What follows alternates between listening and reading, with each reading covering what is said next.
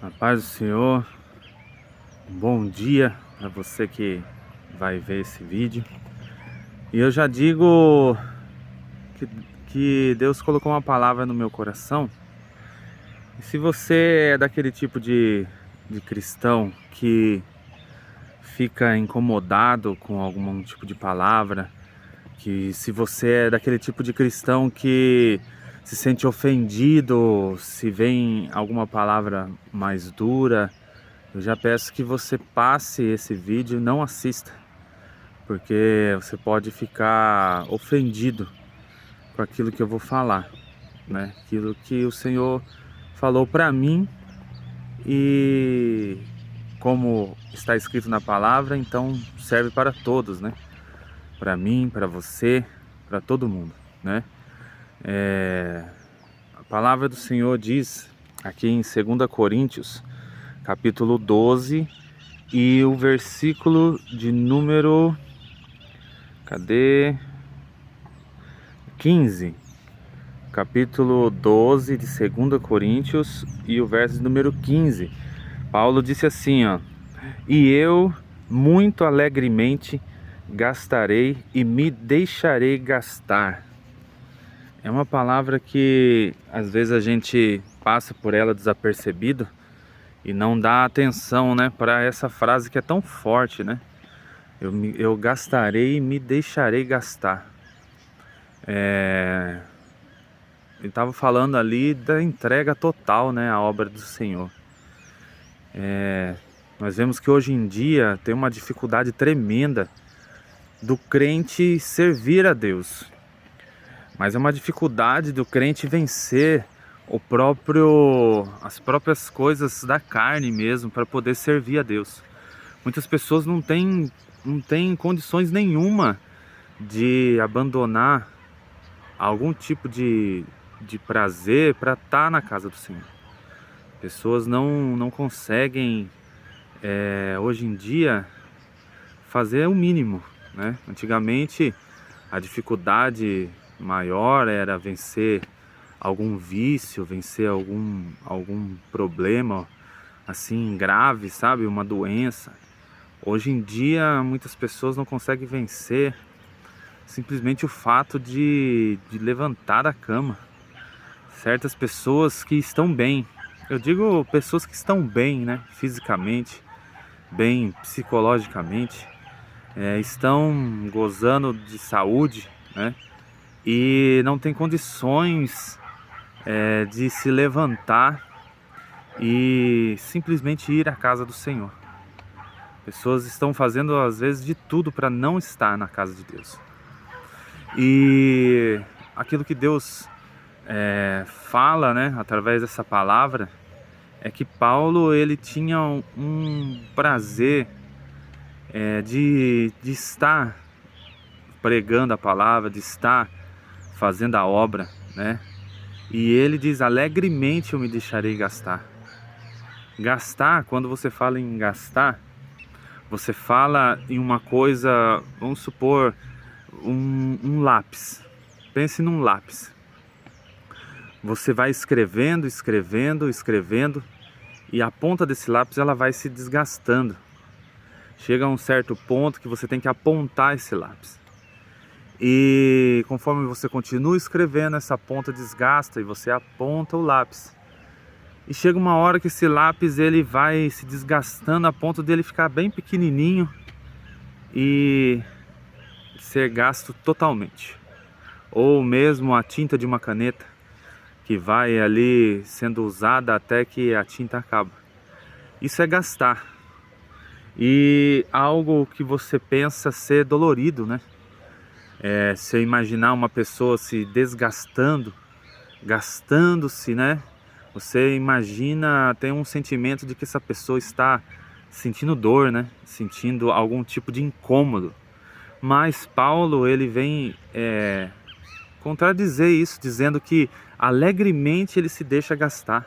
Então a vida de Paulo estava sendo consumida pela obra de Deus e ele alegremente fazia isso.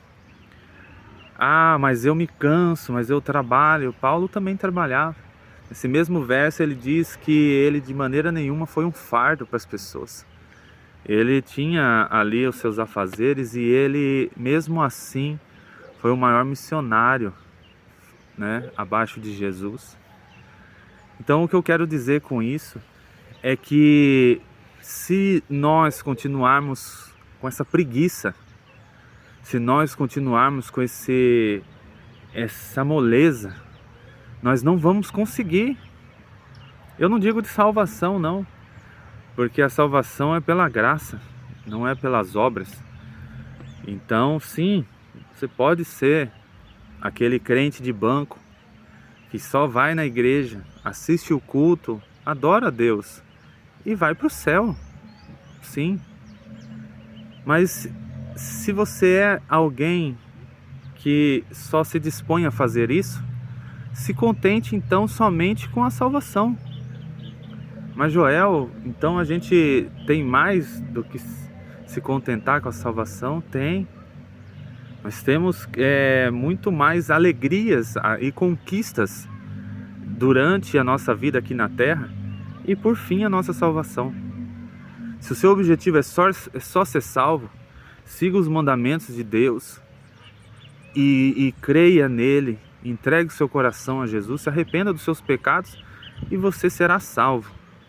Mas se você quiser ser usado, se você quiser anunciar o Evangelho, se você quiser ser igual às pessoas que passaram na Bíblia e deixaram o seu nome na história, você vai ter que abandonar essa preguiça, você vai ter que abandonar essa inércia, você vai ter que fazer alguma coisa para o reino de Deus, você vai ter que trabalhar para Jesus, você vai ter que se deixar gastar pela obra de Deus.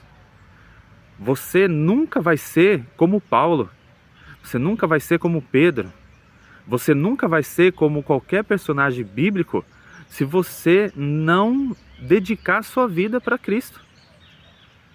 O simples fato de você não conseguir nem levantar da sua cama pela manhã, às vezes para participar de um evangelismo, participar de uma escola bíblica, participar de algum evento da igreja, mostra que você não está preparado para poder assumir coisas maiores. Não está preparado. Você tende a se conformar em ir na igreja e ouvir a palavra. Ouvir a palavra que alguém estudou por você. Ouvir a palavra que alguém se dedicou por você. Ouvir louvores que alguém ensaiou para que você ouvisse. Ouvir sempre da boca de alguém que está se deixando gastar pela obra de Deus enquanto você não faz. Sempre vai estar recebendo de alguém e nunca vai ter nada para dar, nunca vai ter nada para oferecer. E pior de tudo, quando o dia mal chegar, você não tem reserva nenhuma. É por isso que diversas pessoas não têm estrutura, não têm maturidade, são levadas em ventos e ventos e ventos. Quando vem um vento, a pessoa cai. Quando o vento passa, ela se levanta com um fervor, fogo de palha, aonde ela faz barulho, aonde ela mostra alegria, mas ela não tem raiz, ela não tem estrutura. Eu estou num lugar aqui, ó, que você pode ver que foi feita uma queimada aqui, ó. Você pode notar que foi queimado aqui, ó, o mato. E isso aqui já me trouxe uma revelação sobre isso que nós estamos falando agora. Você percebe que o mato, a grama e as folhas mais sensíveis, elas foram completamente queimadas. E sabe o que ficou de pé? Ficou as árvores. Aquele que entende do que eu estou falando já se ligou. Por que as árvores ficaram?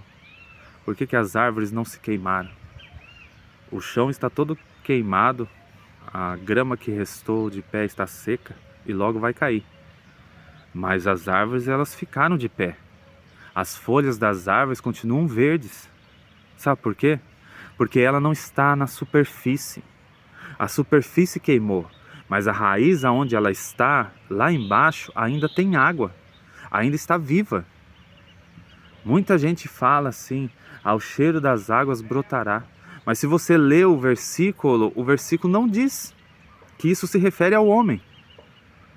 A palavra de Deus que está em Jó, nesse determinado versículo, diz assim: ainda que seja cortado, né, o seu tronco e envelheça a sua raiz, ao cheiro das águas brotará e dá frutos como uma planta nova. Mas assim não é o homem. O homem, ele envelhece e morre. Então, enquanto há vida, Jó fala que enquanto há vida, tem que ser feito algo enquanto há vida. Porque quando envelhecer a sua raiz e ser cortado o seu tronco e você tombar, só vai te restar a eternidade. Dali você não levanta mais. Você não é como a árvore. A árvore, ao cheiro das águas, ela se renova. Mas Jó fala, não é assim com os homens. Não é assim com os homens. Os homens têm um tempo limitado. Os homens têm um tempo curto nessa vida. E Paulo, ele diz exatamente nesse versículo como aproveitar esse tempo. Sabe como? Gastando-se e se deixando gastar pela obra de Deus. Você pode estar falando assim, nossa, mas isso é fanatismo, isso é loucura. Eu preciso ter um tempo para o meu lazer, eu preciso ter um tempo para o meu trabalho, eu preciso ter um tempo. Você precisa ter um tempo, mas esse tempo não exceda o tempo na presença de Deus. Porque você não está lutando nessa terra para obter bens. Você não está lutando nessa terra para obter amigos. E eu digo mais, você não está lutando nessa terra para conviver com os seus familiares. Você está lutando nessa terra para ir para o céu. Não estou falando para você abandonar tudo, mas você precisa se dedicar à obra de Deus. Não diga que você está fazendo muito se você não fez tudo o que você podia. Não diga que você está cansado de lutar se você ainda não lutou até o fim.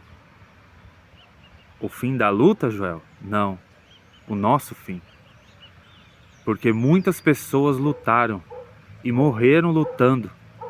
E a luta não terminou.